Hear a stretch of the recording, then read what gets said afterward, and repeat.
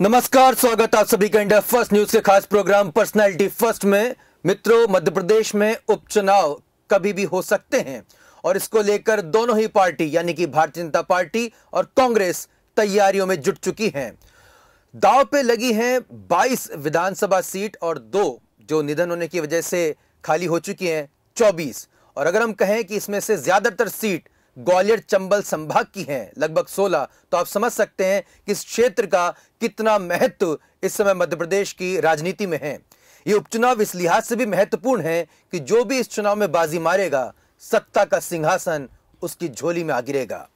तो आज हम बात करेंगे ग्वालियर चंबल संभाग के एक महत्वपूर्ण विधानसभा क्षेत्र मुरैना की, और हमारे साथ मौजूद हैं मध्य प्रदेश कांग्रेस कमेटी के महासचिव जसवीर सिंह गुर्जर जी। जसवीर जी, आपका बहुत बहुत स्वागत है। जी नमस्कार। जसवीर जी, मुरैना की अगर हम बात करें और पूरे चंबल क्षेत्र की बात करें, एक बड़ा झटका था। ज्योतिरादित्य सिंधिया जी का एक बड़े नेता रहे, उनका काफ़ी प्रभाव क्षेत्र माना जाता है। वहाँ उन्होंने भारतीय जनता पार्टी न केवल खुद ज्वाइन की बल्कि उनके समर्थक विधायक और मंत्री ने भी ज्वाइन की। अब उस वजह से बड़ा उपचुनाव हो रहा है। आपको क्यों लगता है कि जनता कांग्रेस पार्टी पर भरोसा करेगी?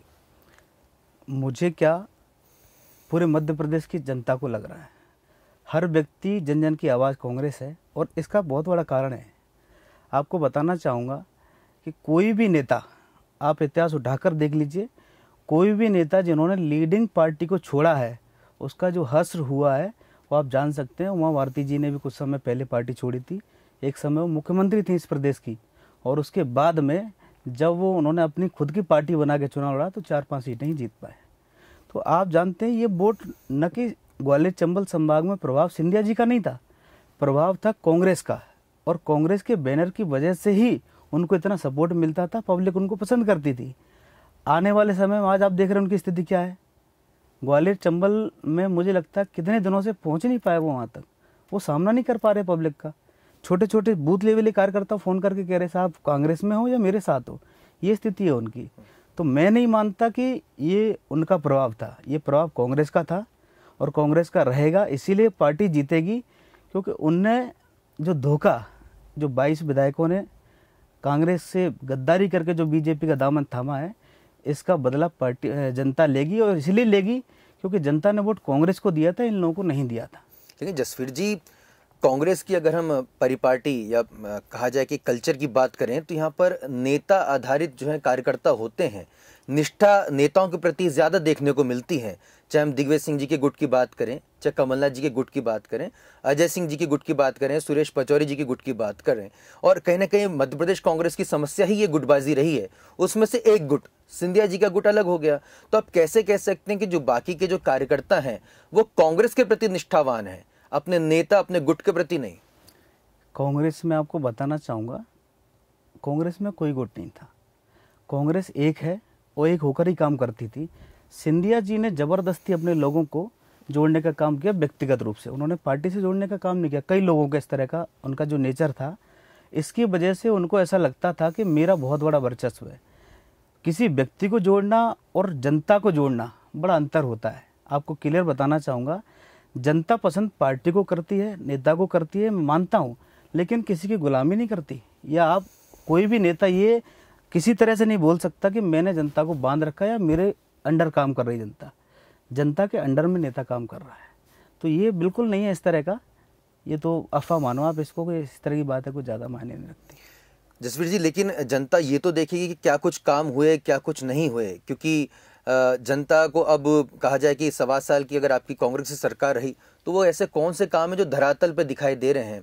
भारतीय जनता पार्टी के सीधे आरोप हैं कि इस दौरान सिर्फ तबादला उद्योग चला, कितने बेरोजगारों को रोजगार मिला है वो जानकारी मांग रहे हैं, कितने जो कन्यादान योजना के तहत पैसे बटे वो जानकारी मांग रहे हैं, और कितने किसानों के 2 लाख रुपए कर्जा माफ हुए वो आप लोगों से सवाल पूछ रहे हैं। तो कितना मुश्किल होगा अपना रिपोर्ट कार्ड लेके जनता के बीच में जाना?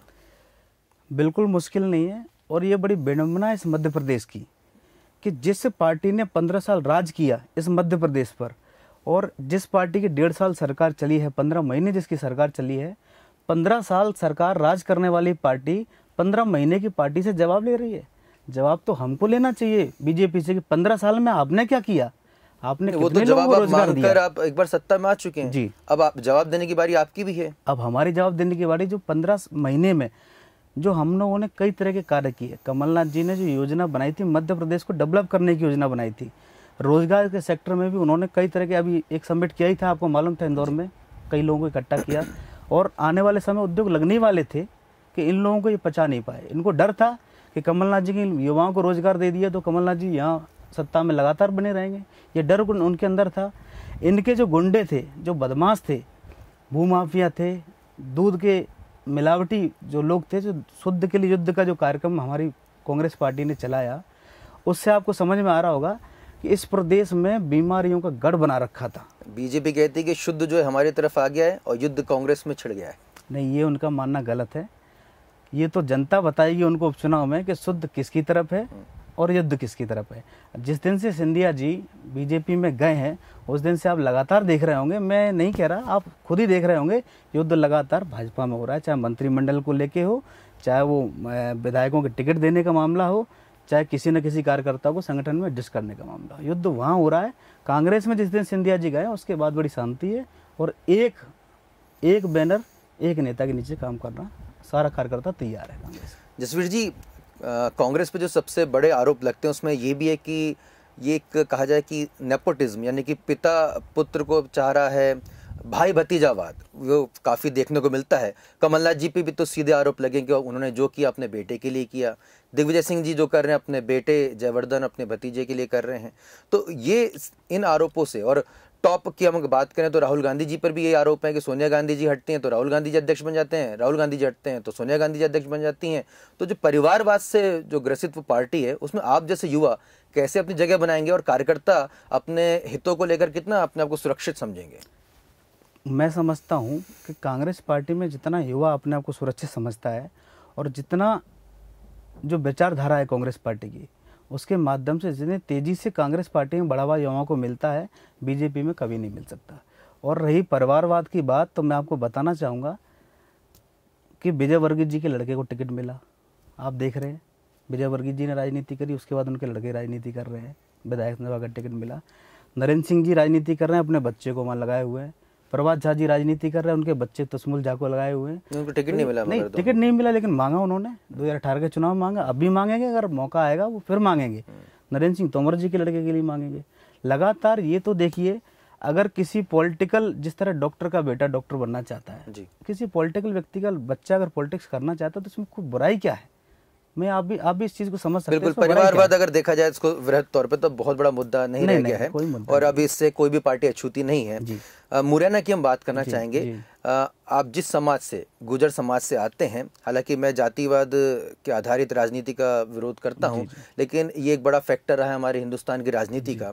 आप जिस समाज से आते हैं उसकी एक बड़ी संख्या मुरैना क्षेत्र में है, और अगर हम सूत्रों पर यकीन करें, खबरों पर यकीन करें, तो भारतीय जनता पार्टी के बड़े गुजर नेता रुस्तम सिंह जी भी अपनी पार्टी से थोड़े नाराज चल रहे हैं। ऐसे में गुजर वोट बैंक पर आप किस हद तक आपको लगता है कि वो कांग्रेस पार्टी का साथ देगा? पिछला जो चुनाव हुआ 2018 का, उसमें पूरा हमारा, वैसे तो मैं भी जातिवाद को ज़्यादा वो नहीं करता, फिर भी मैं बताना चाहूँगा, गुर्जर समाज का वोट 70 से 80% तक कांग्रेस के पक्ष में गया। और रही रुस्तम सिंह जी की बात, तो रुस्तम सिंह जी का ये मानना है, मैं समझता हूँ एक बुजुर्ग नेता थे, सम्मानीय नेता हैं। अब कांग्रेस बीजेपी पार्टी उनके साथ जो गलत कर रही है, तो भाई उसका तो भुगतान उनको करना पड़ेगा। चाहे अकेले रुस्तम सिंह जी नहीं है, वहाँ कई कार्यकर्ता हैं ऐसे। भाई एक ज़मीनी कार्यकर्ता जो काम कर रहा है पार्टी के लिए इतने सालों से, आपने ला के एक बिका हुआ नेता आपके ऊपर बिठाल दिया, कब तक कौन सहन करेगा? नहीं करेंगे ये लोग। देखना, आपको रिजल्ट में पता चल जाएगा कि कितना कारगर होगा इनका।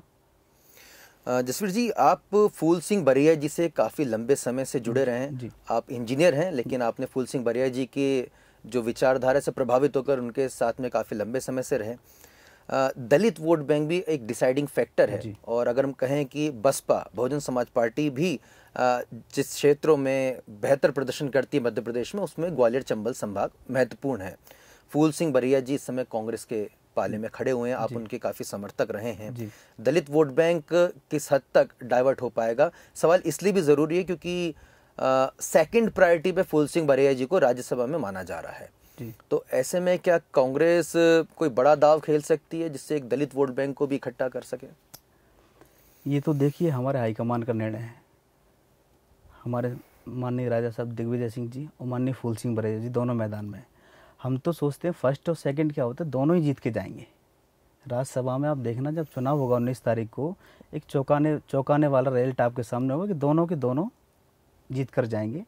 और रही बात दलित वोट की, दलित वोट बहुत मायने रखता है। ग्वालियर चंबल में दलित वोट हर विधानसभा पे 30 से 40 हज़ार, किसी में 50 तक भी है, ये है। और आज देख रहे हैं आप जिस तरह का बीजेपी ने अत्याचार का माहौल बना रखा है। देखिए उनकी जो भी योजना होती है उसमें दलितों का उत्पीड़न, गरीबों का उत्पीड़न, मजदूरों का उत्पीड़न, किसानों का उत्पीड़न, इसके अलावा उनका कोई एजेंडा ही नहीं है। वो चाहते हैं कि ये वर्ग और ये जातियाँ, ये लोग, ये गरीब जो तबका है ये ख़त्म हो जाए देश से। वो इनको बढ़ावा देकर ख़त्म करना नहीं चाहते गरीबी को, वो गरीबों को ख़त्म करना चाहते हैं, मजदूरों को ख़त्म करना चाहते हैं, दलितों को ख़त्म करना चाहते हैं। अभी आपने कुछ समय पहले सुना होगा 2 अप्रैल का एक कांड हुआ था, जो घटना हुई थी ग्वालियर चंबल संभाग में बीजेपी सरकार के कार्यकाल में। उस समय दलितों पर सरेआम गोलियां चलाई गई, सरेआम डंडे चलाए गए, 6 दलित मारे भी गए उस घटना के बाद। उसके बाद बीजेपी के प्रति इतना आक्रोश है दलितों में, और वो देख रहे हैं कई आने वाले लगातार आप देख ही रहे होंगे, कहीं संविधान बदलने की बात करने जाते हैं ये लोग, भारतीय जनता पार्टी के लोग, कहीं बात करते हैं कि साहब ऐसा हो जाएगा मजदूरों के साथ, पीएम केयर फंड में इतना फंड इकट्ठा है लेकिन आज तक ऑडिट नहीं कराने की बात मना कर देते हैं। और राहुल जी हमारे नेता है, राहुल जी अगर कोई एडवाइस दे रहे हैं, इस देश के हित के लिए दे रहे हैं, मजदूरों के हित के लिए दे रहे हैं, कार्यकर्ताओं के हित के लिए दे रहे हैं, तो भाई उस एडवाइस को मानने में क्या दिक्कत है? अगर कोई पॉजिटिव एडवाइस देता तो मैं समझता हूँ उसको मान लेना चाहिए। दलित नाराज है और दलित पूरा का पूरा कांग्रेस को वोट करेगा, क्योंकि फूल सिंह बरैया जी वो व्यक्ति हैं जिन्होंने लंबे समय तक, आज 35 साल तक लगातार इन वर्गों की लड़ाई लड़ने का काम किया है, चाहे पिछड़े वर्ग के हों चाहे दलित हों। जितना उनको पसंद करते हैं, मैं नहीं समझता कि बसपा को असर कर पाएगी। मायावती जी यूपी से पार्टी चलाती हैं, मध्य प्रदेश में कोई उनका कोई लीडर भी नहीं है, क्योंकि बड़ा एक वोट कटर का काम कर सकती है बसपा, उसको लेकर जरूरी है। एक युवा होने के नाते जसवीर जी, क्योंकि भारतीय जनता पार्टी के तो सभी प्रत्याशी 22 जो हैं वो बिल्कुल तय हैं, लगभग मान के चला जा रहा है कि भाई वही जो रिपीट चुनाव लड़ेंगे। कांग्रेस को अभी प्रत्याशियों की तलाश है। आप एक युवा नेता हैं, हालांकि आप कह सकते हैं कि भाई फैसला पार्टी हाईकमान करेगी, लेकिन अगर आपको मौका मिलता है तो क्या आप इस चुनौती को स्वीकार करेंगे? देखिए आपने जैसे मेरे प्रश्न का जवाब आपने दे दिया, फिर भी मैं कहना चाहूँगा हमारी पार्टी युवाओं पर भरोसा जता रही है। लगातार आप देख रहे होंगे राहुल जी हर चुनाव में कहीं ना कहीं युवाओं को तवज्जो देते हैं।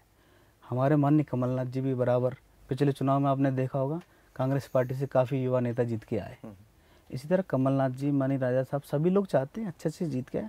अगर पार्टी, वैसे मेरे से वरिष्ठ वहाँ कई लोग हैं, पार्टी मुझे भी अगर मौका देती है तो मैं तैयार हूँ, मुझे कोई दिक्कत नहीं है इसमें। तैयारी है पूरी आपकी? ये पार्टी का फैसला है, पार्टी का तैयारी करेंगे पूरी? जी बिल्कुल बिल्कुल। चलिए जसवीर जी, इंडिया फर्स्ट न्यूज़ से इस खास बातचीत के लिए बहुत बहुत शुक्रिया। उपचुनाव के दौरान हम आपसे लगातार संपर्क करते रहेंगे, आपके विचार हम जानते रहेंगे। तो जसवीर सिंह गुर्जर जी का साफ तौर पर कहना है कि कांग्रेस पार्टी उपचुनाव में पूरे दमखम के साथ लड़ेगी। जहां तक दलित वोट बैंक का सवाल है तो उसमें फूल सिंह बरैया एक बहुत बड़ा फैक्टर साबित होंगे। बसपा उनके वोट नहीं काट पाएगी और बहुत मुमकिन है कि कहीं ना कहीं सिंधिया को यहाँ पर एक पलटवार देखने को मिल सकता है। हालांकि ज्योतिरादित्य सिंधिया एक बड़ा चेहरा रहे हैं, खास न केवल मध्य प्रदेश के लिए, और खास तौर पर अगर कहा जाए तो ग्वालियर चंबल संभाग में अब तक कांग्रेस पार्टी के सबसे बड़े लीडर ज्योतिरादित्य सिंधिया ही रहे हैं। अब वो चुनावी मैदान में उतरेंगे अपने समर्थकों को जिताने के लिए। जो कार्यकर्ता अब तक श्रीमंत की जिंदाबाद के नारे लगाते थे, अब कांग्रेस के कार्यकर्ता उनके खिलाफ खड़े होंगे। बड़ा ही रोचक ये दृश्य होगा। और जसवीर सिंह जी जैसे कई युवा जो हैं इस समय बिल्कुल ताल ठोक कर सामने खड़े हैं। बहुत मुमकिन है कि कांग्रेस पार्टी इन्हें भी अवसर दे। अगर ऐसा होता है तो निश्चित तौर पर न केवल प्रदेश की राजनीति में बल्कि देश की राजनीति में युवाओं की एक बड़ी जो संख्या, एक आगाज़ हमें देखने को मिल सकता है। और उम्मीद भी जसवीर जी ये जता रहे हैं कि राहुल गांधी जी कहीं ना कहीं कोई बड़ा दाव, एक बड़ी रणनीति के साथ उतरेंगे। इन तमाम पहलुओं पर हमारी नज़र लगातार बनी रहेगी। आप देखते रहिए इंडिया फर्स्ट न्यूज़। नमस्कार। लोगों के लिए लड़ाई, फिर लोग ही सबसे पीछे, जनता के लिए वायदे, फिर फायदे में जनता ही पीछे। आवाम के लिए सियासत, फिर हुकूक में आवाम ही पीछे।